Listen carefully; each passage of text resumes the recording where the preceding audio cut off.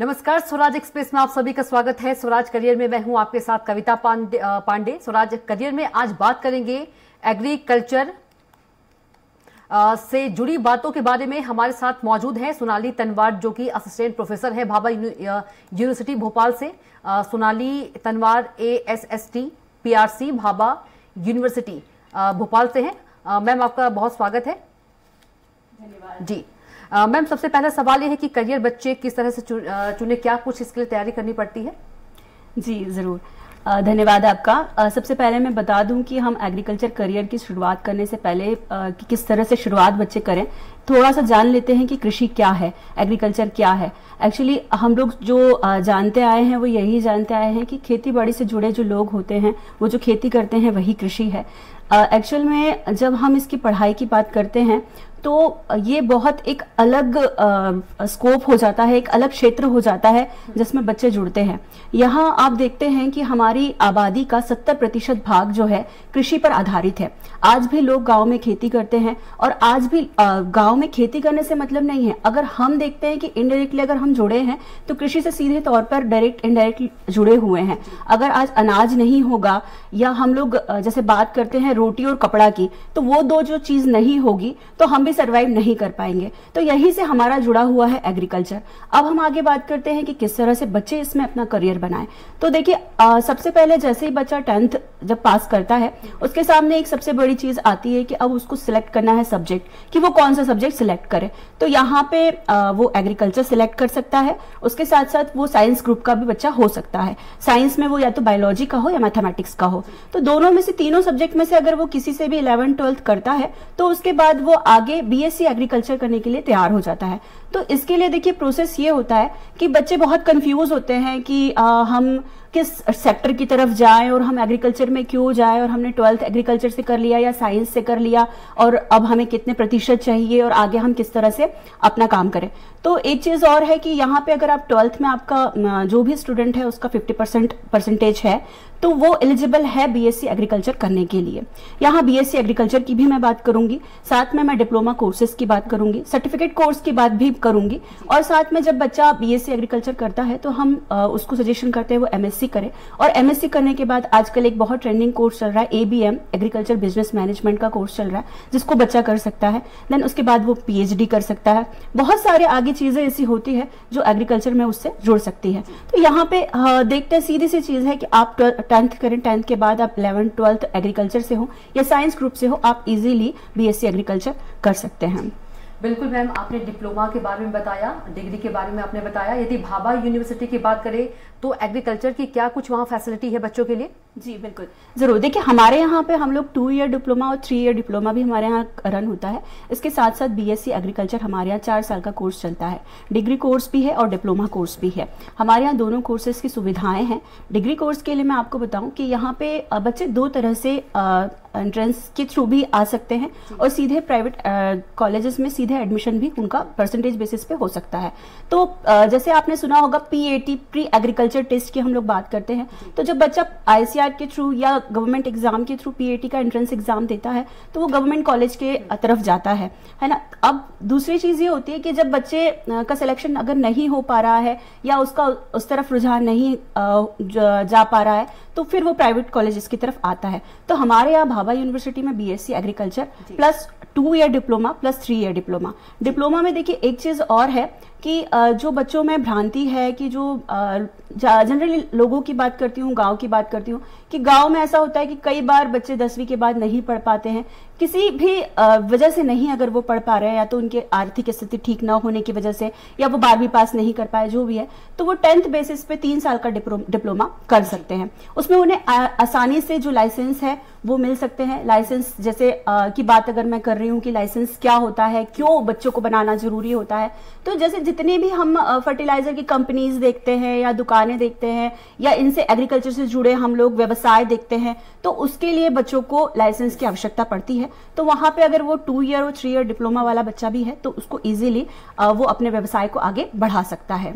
जी बिल्कुल मैम, जब भी हम कोई कोर्स करते हैं तो प्रैक्टिकल जो है वो होना बहुत जरूरी होता है। तो भाभा यूनिवर्सिटी की बात करें, किस तरह से बाहर भी ले जाया जाता है, प्रैक्टिकल करवाया जाता है? जी बिल्कुल। देखिए, एक तो चीज होती है कि एग्रीकल्चर जो सब्जेक्ट है पूरा टोटली प्रैक्टिकल बेस्ड सब्जेक्ट है। अगर हम लोग बात करते हैं कि 4 साल में अगर आप 68 सब्जेक्ट्स पढ़ रहे हैं, 4 साल में बच्चा इतने सब्जेक्ट पढ़ता है, अब इतने ही सब्जेक्ट के साथ ये मान लीजिए कि उसको उतने ही प्रैक्टिकल करने होते हैं। मतलब अगर 68 सब्जेक्ट वो पढ़ रहा है तो 68 ही उसको प्रैक्टिकल करने होते हैं। अब सबसे बड़ी समस्या आती है कि एग्रीकल्चर जो सब्जेक्ट है वो थ्योरी बेस्ड एक्चुअल में है ही नहीं। जब तक बच्चा करके नहीं सीखेगा उसको समझ में नहीं आएगा। ये नहीं है कि आप खेत में चले जाओ और जो ट्रेडिशनल लोग करते आ रहे हैं वो उनका चलता आ रहा है, उससे कुछ अलग हटके हमको सिखाना है।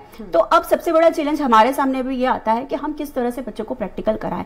सबसे बड़ी चीज ये होती है कि हमारे पास जो लैब फैसिलिटी है वो प्रॉपर होना चाहिए, क्योंकि हमारे लिए सबसे बड़ा जो है प्रैक्टिकल नॉलेज है। तो इसीलिए समय समय पे हम लोग साथ साथ में अपने प्रैक्टिकल रन करवाते रहते हैं। और हम लोग जैसे विजिट पे बच्चों को ले जाना है, भ्रमण पे कहीं ले जाना है, यहाँ अपने भोपाल मध्य प्रदेश की जैसे बात करें तो बहुत सारे इंस्टीट्यूट ऐसे हैं जो एग्रीकल्चर से जुड़े हुए हैं। जैसे सॉइल डिपार्टमेंट की बात करें हम, या जो भी हमारा XYZ जितने भी एग्रीकल्चर से जुड़े हुए डिपार्टमेंट है, मौसम विज्ञान केंद्र है, तो हम समय समय पे यहाँ पर भी उनको बच्चों को विजिट कराते हैं। और साथ में हमारे पास जितनी लैब उपलब्ध है हम उन सभी में उनका प्रैक्टिकली ज्ञान प्रदान करते हैं। बिल्कुल मैम, यदि बात करें एग्रीकल्चर जो डिग्री है उसके बाद क्या स्कोप है बच्चों के लिए और क्या अपॉर्चुनिटी मिलती है? जी जरूर, देखिए सबसे बड़ी चीज यही है कि बच्चा यहीं पे सीधे से उसका मन जो है वो बदलने लगता है कि अरे मैंने एग्रीकल्चर की डिग्री कर ली, फिर उसके बाद मेरे को क्या स्कोप मिलेगा, मेरा करियर क्या होगा। यहाँ के बाद बच्चा, कई बार ऐसा होता है कि BSc एग्रीकल्चर करने के बाद उसका जो रुझान है वो बदल जाता है कि अरे अब तो कोई स्कोप नहीं है, कुछ नहीं। तो यहाँ सबसे ज्यादा जो जरूरत है वो सही गाइडेंस की जरूरत है। अगर आपको सही गाइडेंस मिल रहा है तो आप बहुत आगे जा सकते हैं। यहाँ मैं आपको स्कोप की बात करूं तो अगर मैं प्राइवेट स्कोप की या प्राइवेट करियर, प्राइवेट जॉब में अगर आप करियर बनाना चाहते हैं उसकी बात करूं तो आपको ढेरों जॉब्स ऐसी मिलेंगी। आप जब एक गूगल पे एक डालोगे सर्च करने के लिए तो आपको 200-300 ऐसे जॉब्स सामने आएंगे। जैसे आप देखते हैं कि हम एग्रो इंडस्ट्रीज की बात करते हैं और फर्टिलाइजर कंपनीज की बात करते हैं, सीड कंपनीज की बात करते हैं, या उसके साथ साथ हम लोग देखते हैं फाइनेंस की बात अगर हम करें, माइक्रो फाइनेंस या मैक्रो फाइनेंस की बात करें, बैंकिंग सेक्टर की बात करें, फील्ड ऑफिसर की बात करें, या ऐसी कितनी ढेरों सारी चीजें मैं आपको प्राइवेट सेक्टर में भी बता सकती हूं। इतनी सारी कंपनीज आप देखेंगे कि एग्रीकल्चर में फर्टिलाइजर कंपनीज एक डालेंगे आपको बहुत सारी सामने आएगी। इसमें बच्चा जो है वो सीधे तौर पे BSc AG के बाद ही वो जाता है, उसको आराम से बहुत अच्छे से इजीली उसको जॉब मिलती है। जॉब मिलने के बाद वो अच्छा उसको एक पद मिलता है फील्ड ऑफिसर का ही मान लीजिए कि अगर या सीड टेस्टिंग वो करने का है तो सीड टेस्टर का भी मान लीजिए, तो उसको वहां बहुत अच्छे पैकेज पे जॉब मिलता है। हमारे यहाँ भाभा यूनिवर्सिटी में अभी 2 बैच निकल चुके हैं 18 और 19 के, वहां हमारे 40 से 50 बच्चे प्लेस्ड हो चुके हैं और बहुत अच्छी अच्छी कंपनी में जा चुके हैं। अब इसी के साथ अगर मैं आपको गवर्नमेंट सेक्टर की बात करूं तो गवर्नमेंट सेक्टर में अपना एक बहुत बड़ा योगदान एग्रीकल्चर का है। सरकार जैसे आप देखते हैं कि हमारे GDP में भी 17% जो योगदान है वो एग्रीकल्चर का है। और आज भी हमारे देश में 58% जो लोग हैं अगर वो जुड़े हुए हैं तो सीधे तौर पे उनको जो जॉब मिल रही है वो कहीं ना कहीं उसमें एग्रीकल्चर का योगदान है, वो एग्रीकल्चर सेक्टर से जुड़े हुए हैं।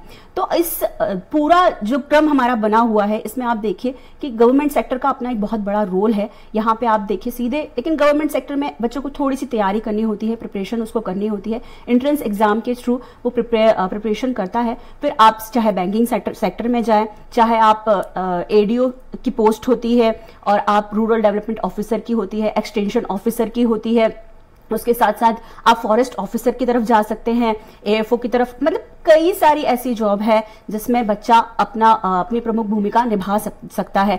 आप देखते हैं हम लोग एक्सटेंशन ऑफिसर की बात करते हैं। एक्सटेंशन ऑफिसर का जो रोल होता है वो प्रमुख यही होता है कि वो गांव में जाते हैं और जो भी हमारी फार्मर है, हमारी जो ग्रामीण जनसंख्या है या हमारे जो गाँव में लोग खेती कर रहे हैं उन तक मान लीजिए कोई सुविधा नहीं पहुंच पा रही है, तो वो एक पूरा चेन बना होता है और वो पूरा एक गवर्नमेंट सेक्टर के द्वारा बना होता है। उसमें कई सारी ऐसी पोस्ट होती है छोटी बड़ी जिनसे बच्चा आसानी से अच्छी जॉब करके अपना आगे का जो करियर है वो बना सकता है। जी मैम, हमारे साथ एक दर्शक भी जुड़ गए हैं छत्तीसगढ़ से, घनश्याम नाम है। घनश्याम, आपका बहुत स्वागत है चर्चा में, सवाल पूछिए। जी जी मैम, मैं ये पूछने जा रहा था कि मेरा ग्रेजुएट हो गया है BA में।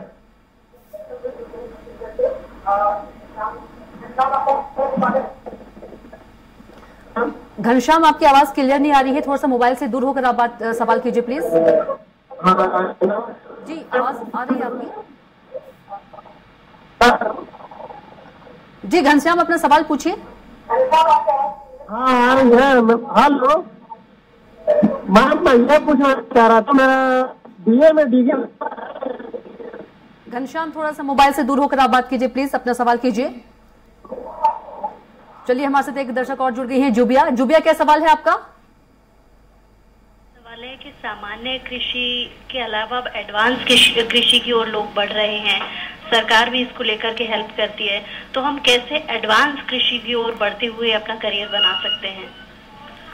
जी बिल्कुल, आपका बहुत ही अच्छा प्रश्न है।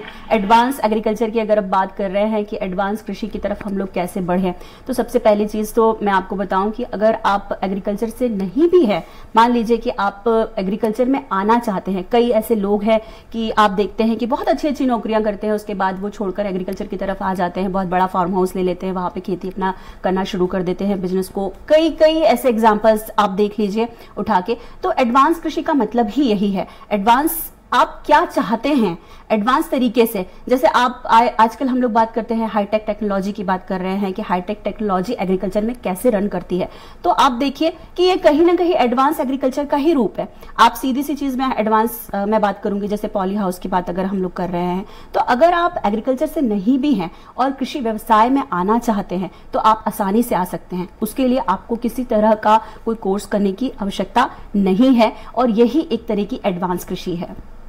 जी बिल्कुल। मैम, यदि बात करें कृषि व्यवसाय क्या है, इसमें अपना भविष्य कैसे बना सकते हैं? जी बिल्कुल, देखिए जैसे मैं अभी बात कर रही थी कृषि व्यवसाय की, तो एक सीधी सी चीज है कि अगर हम लोग हमारे चारों तरफ नजरें घुमाकर देखें, तो अगर हम लोग देखते हैं तो हमारे आसपास डेयरी भी है, हमारे आसपास पोल्ट्री हाउस भी है, हमारे आसपास ऐसी कई सारी चीजें हैं जो एग्रीकल्चर से जुड़ी हुई है। जैसे हम लोग जो फूड प्रोसेसिंग की बात करते हैं कि हम लोग जो चीज भी XYZ खा रहे हैं, चिप्स खा रहे हैं, या हम लोग टोमेटो सॉस या केचप, या हम लोग जिसकी भी बात करें, हम लोग की जो भी हमारा प्रोसेसिंग से जुड़ा हुआ है, ये सारी चीजें जो हमारी है वो व्यवसाय में आती है। व्यवसाय का मतलब सिर्फ ये नहीं होता कि हम लोग कोई बिजनेस करें और बिजनेस के लिए हमारे करियर को चुने और हमारा काम हो गया, नहीं। सबसे जो इम्पोर्टेंट चीज हो गई है कि अगर एग्रीकल्चर व्यवसाय की बात अगर हम कर रहे हैं, तो जैसे लघु उद्योग हम लोग खोल सकते हैं, कुटीर उद्योग हम लोग खोल सकते हैं। लघु उद्योग कुटीर उद्योग में हम लोग कॉटन की बात करें, अगर हम जूट की बात करें, तो उससे हम कपड़ा व्यवसाय की फैक्ट्री हम लोग खोल सकते हैं। हम रेशम पालन की तरफ जा सकते हैं, मुर्गी पालन की तरफ जा सकते हैं, मधुमक्खी पालन की तरफ जा सकते हैं। ऐसे ढेरों सारे व्यवसाय हैं जिनसे हम जुड़ सकते हैं। बिल्कुल मैम, आपको रोकना चाहूंगी, हमारे साथ एक और दर्शक जुड़ गए हैं, बालकृष्ण जी। बालकृष्ण जी, सवाल पूछिए, क्या आपका सवाल है? जी मेरा मैम से सवाल है कि एक्चुअली मैम अगर हम एग्रीकल्चर में डिग्री हासिल करते हैं तो उसके बाद प्राइवेट सेक्टर में क्या अपॉर्चुनिटीज रह सकती है सर? मैं दोबारा आपको बताती हूँ कि प्राइवेट सेक्टर भी एक बहुत बड़ा रोल निभाता है एग्रीकल्चर में, क्योंकि अगर प्राइवेट सेक्टर इसकी तरफ ध्यान नहीं देगा तो हमारे जो फार्मर हैं वो कहाँ जाएंगे। बेसिकली हमारे फार्मर की जो प्रॉब्लम है वो क्या है, एक तो सबसे बड़ी प्रॉब्लम उनकी डिजीज होती है, और इंसेक्ट होती है, और वीड्स होती है। मतलब तीनों चीजें जो हम में चलती है कॉमनली कि हम भी बीमार पड़ते हैं, हमें भी इन्फेक्शन होते हैं, ऐसे ही प्लांट्स के साथ होता है। तो अगर हम उनकी तरफ ध्यान नहीं देंगे, प्राइवेट सेक्टर में अगर हम देखते हैं कि हम केमिकल्स ऐसी दवाइयां नहीं बनाएंगे या ऐसे ऑर्गेनिक प्रोडक्ट्स नहीं बनाएंगे जो इनको हील कर सके, तो फिर कोई मतलब नहीं रहता एग्रीकल्चर का। तो इसी तरह से मैं आपको बताती हूँ कि प्राइवेट सेक्टर में यही अपॉर्चुनिटी है कि आप अगर मान लीजिए आपने BSc AG कर लिया है, BSc AG करने के बाद आप कोई भी जो भी अच्छी कंपनी होती है जहां आपका कैंपस सिलेक्शन अगर होता है तो आप उसके थ्रू जा सकते हैं, या और भी कोई कंपनी में आप डायरेक्ट भी जा सकते हैं। वहां जाके आप पहले शुरुआती तौर में आपका ट्रेनिंग पीरियड रहता है, 1-2 महीने ट्रेनिंग के बाद आप अपना जो भी आउटपुट वहां देते हैं और जो इनपुट वहां से लेते हैं, धीरे धीरे सीखकर आप अपनी खुद की एक जो कंपनी है वो भी खड़ी कर सकते हैं। साथ साथ में आप प्राइवेट सेक्टर जैसे मैक्रो फाइनेंस की बात करते हैं, हम उससे भी धीरे धीरे जुड़ सकते हैं। जी मैम, हमारे साथ एक और दर्शक जुड़ गए हैं, नथुलाल जी, क्या सवाल है आपका? ये सवाल है, मैंने अभी रिसेंटली राजमाता विजयराजे सिंधिया विश्वविद्यालय से MSc एग्रीकल्चर करा है, और मेरा ये सवाल था कि मुझे आगे रिसर्च के काम में जाना है एग्रोनॉमी में, तो आगे PhD के लिए कौन से कॉलेजेस प्रेफर करें और फीस स्ट्रक्चर और क्या बेस्ट होना चाहिए, और उस हिसाब से भी क्या है कि मैं ये चाह रहा हूँ कि R&D के काम में ही लगूं एग्रोनॉमी में, तो मैम प्लीज गाइड मी। देखिए, आप रिसर्च की बात कर रहे हैं, आपको रिसर्च में जाना है, आप एमएससी गवर्नमेंट कॉलेज से कर चुके हैं ऑलरेडी, आपको सब कुछ अच्छे से पता है। आप रिसर्च फेलो की बात अगर कर रहे हैं तो आप सीधे से आईसीआर का एग्जाम दें, आईसीआर को आप फॉलो करें, उसकी गाइडलाइन को आप फॉलो करें। आप वहां से जैसे आप जेआरएफ और एसआरएफ का एग्जाम होता है, आप उसके थ्रू अपना जो करियर है वो बना सकते हैं।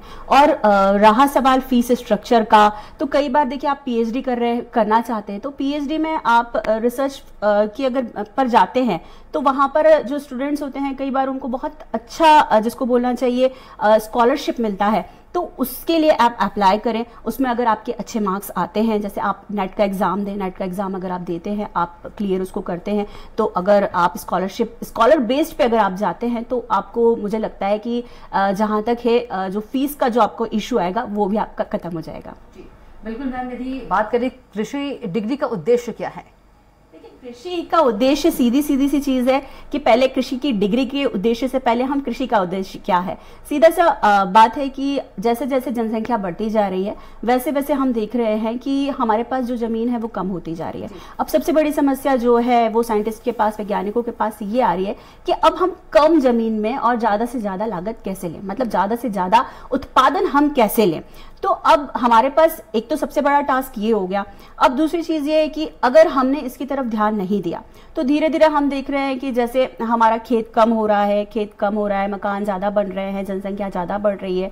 अब साइंटिस्ट ये कर रहे हैं कि भाई उनके सामने एक बहुत बड़ा टास्क हो गया है कि उनको ऐसी वैरायटी लाना है जो कम समय में ज्यादा प्रोडक्शन दे, या जिसको कम पानी की मांग हो, या जिसको कम फर्टिलाइजर की मांग हो, कम बीज लगे हमारा। तो इस तरह की जो चीजें हैं वो हमारे उद्देश्य को, हमारे जो पर्पस है कृषि का, उसको बढ़ाती है। अब हमने चूंकि अगर इसकी तरफ ध्यान देना शुरू कर दिया तो अब हम साइंटिस्ट अपना काम कर रहे हैं, लेकिन साइंटिस्ट को भी अपने पीछे एक पूरा जिसको बोला चाहिए सर्कल चाहिए कि उसको काम करने के लिए एक पूरा ग्राउंड चाहिए, तभी वो काम कर पाएगा। इसीलिए हमारे पास जो बच्चे हैं जो डिग्री कर रहे हैं, बेसिक उद्देश्य उनका यही है कि कृषि से जुड़े और कृषि संकाय से जुड़े, कृषि की डिग्री करें और साथ साथ में जो बेसिक नीड फार्मर की है उन तक पहुंचाए। और जो हमारे साइंटिस्ट चाह रहे हैं कि जो नई नई वेराइटीज बन रही है, नई नई किस्में, जैसे आप देख रहे हो बहुत सारी हाइब्रिड वेराइटीज बन रही है और बहुत सारी ऐसी किस्में बन रही है जो बहुत अच्छा उत्पादन दे रही है। कई बार आप गेहूं और सोयाबीन और इन सब की बात अगर हम करते हैं, क्योंकि हमारा जो खेती है वो पूरी तरह से मौसम आधारित होता है। जैसे अभी भी हमने देखा कि सोयाबीन बहुत सारे क्षेत्र में बिगड़ गया, क्योंकि मौसम की मार कभी भी किसानों के ऊपर पड़ सकती है। तो इनसे जो जुड़ी हुई समस्याएं हैं, इनको जब तक हम खत्म नहीं करेंगे तब तक हमारा उद्देश्य पूरा नहीं होगा। इसीलिए जब बच्चा डिग्री करता है, डिग्री करने के बाद वो अगर इसकी तरफ जाता है कि वो एक्चुअल में उसको क्या करना है और उसका पर्पस क्या है, जब वो समझ जाएगा कि हाँ मुझे अब इस और काम करना है, तो ये हमारा उद्देश्य पूरा हो जाएगा। तो बस हमारा उद्देश्य यही है कि हम कैसे ज्यादा कम जमीन में ज्यादा से ज्यादा उत्पादन ले सकें और हमारा बहुत अच्छा प्रोडक्शन हमारा होता रहे। जी बिल्कुल। यदि बात करें, क्या कॉमर्स का स्टूडेंट भी बीएससी एग्रीकल्चर कर सकता है? नहीं मैम, बिल्कुल नहीं कर सकता। मैंने जैसे आपको शुरुआत में ही बताया था कि कॉमर्स का स्टूडेंट जैसे हमारे पास या तो वो एग्रीकल्चर का हो या फिर वो साइंस का हो, या तो बायोलॉजी या फिर मैथमेटिक्स का हो, और उसमें प्लस उसका 50% मार्क्स हो। अगर वो कॉमर्स का है तो फिर उसको दोबारा 12th करना पड़ेगा, 11th करना पड़ेगा, उसके बाद ही वो बीएससी एग्रीकल्चर कर सकता है। जी बिल्कुल। यदि बात करें एग्रीकल्चर की डिग्री लेने के बाद हम क्या क्या बन सकते हैं? देखिए, एग्रीकल्चर की डिग्री करने के बाद आप मैंने जैसे बताया, आप प्राइवेट सेक्टर में जाएं, गवर्नमेंट सेक्टर में जाएं, दोनों सेक्टर में जा सकते हैं। लेकिन अगर हम गवर्नमेंट सेक्टर की बात करते हैं कि बच्चों का रुझान जो होता है सरकारी नौकरी की तरफ ज्यादा होता है। कुछ ही बच्चे ऐसे होते हैं जो सीधा सीधा उनका फंडा होता है कि यार मेरा तो फैमिली बिजनेस है, उसको मुझे आगे बढ़ाना है, या मेरी दुकान है उसको मुझे आगे बढ़ाना है, तो मुझे लाइसेंस लेना है, जो भी चीजें हैं, तो उसके लिए बच्चा डिग्री करता है। दूसरी चीज ये होता है कि अगर गवर्नमेंट सेक्टर की तरफ वो जाएगा तो सबसे पहले वो तैयारी करता है एंट्रेंस एग्जाम के थ्रू। जब उसका कॉम्पिटिटिव एग्जाम की तैयारी करता है, जब वो कॉम्पिटिटिव एग्जाम की तैयारी करता है तो उसमें उसको पढ़ना होता है, एक तो एग्रीकल्चर सब्जेक्ट पढ़ना होता है, दूसरा उसको पढ़ना होता है सी सेट में उसको 4, 5, 6 जितने भी सब्जेक्ट जो हमारे कॉमन सब्जेक्ट है, हिंदी, इंग्लिश, उसके साथ मैथमेटिक्स और जनरल नॉलेज, ये सारे जो सब्जेक्ट्स हमारे कॉमनली हैं वो उसको पढ़ना पड़ता है। तो 2 तरह से वो तैयारी करता है। एक एग्रीकल्चर का जो 100 मार्क्स का पेपर आता है और एक 100 मार्क्स का पेपर उसका सी सेट का आता है। तो इस तरह से जब वो तैयारी करता है तो डिफरेंट जो पोस्ट निकलती रहती है हमारे समय समय पे। जैसे अभी हमारा REO और SADO ADO इन सारी पोस्ट, ये सारी वैकेंसीज निकली हुई थी। और इसके साथ साथ जैसे अभी हम लोग देखते हैं कि अगर BSc और MSc बच्चे ने कर लिया, उसके बाद अगर वो B.Ed कर लेता है तो B.Ed करने के बाद उसको जो आप 12th में जो आप टीचर्स देखते हैं 11-12 में पढ़ाने वाले वर्ग 1-2 वाले टीचर्स के लिए आप अप्लाई कर सकते हो और इजीली आपका सिलेक्शन वहाँ पे होता है और बच्चा बहुत अच्छी जॉब पाता है। तो इसमें भी आपको बहुत ज़्यादा परेशानी का सामना नहीं करना पड़ता, क्योंकि देखिए सबसे बड़ी दिक्कत जो बच्चे को आती है वो C-सेट में आती है। अगर वो वहाँ बहुत अच्छी अपनी कमांड शुरू से रख ले, वो शुरू से ही अपनी बहुत अच्छी तैयारी कर ले, तो फिर उसको बिल्कुल भी परेशानी नहीं आती है। ठीक है मैम, जी बिल्कुल मैम, आपका बहुत ही धन्यवाद हमारे साथ जुड़ने के लिए। थैंक यू जी। तो ये थी हमारे साथ सोनाली तनवार जी, जिन्होंने एग्रीकल्चर को लेकर तमाम जानकारियां दी। यदि आप भी एग्रीकल्चर के क्षेत्र में जाना चाहते हैं तो आप बिल्कुल सोनाली तनवार जी की जो टिप्स हैं उन्हें अपना सकते हैं और एग्रीकल्चर के फील्ड में आगे बढ़ सकते हैं। तो इसी के साथ स्वराज करियर में इतना ही। आप देखते रहिए स्वराज एक्सप्रेस। नमस्कार।